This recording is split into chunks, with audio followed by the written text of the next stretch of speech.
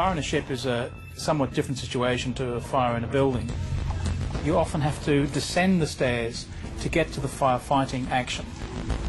This is a very difficult task for the firefighters because the hot gases will spread vertically through the ship. So to descend into such an environment is quite a dangerous thing to do. Fire in a ship presents overwhelming difficulties. The blaze can spread in unique and terrifying ways.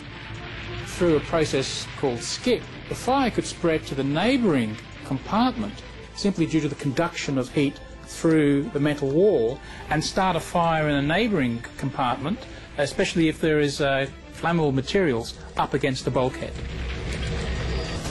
Below decks, the worst fears of the firefighters were now coming true.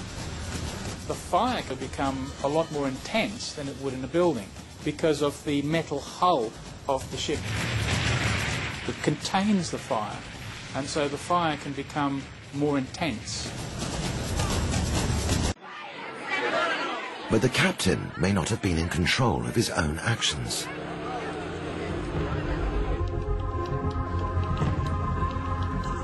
Computer studies of survivors on ships tell evacuation expert Galea the Captain Scatino may have been suffering a typical psychological response to disaster.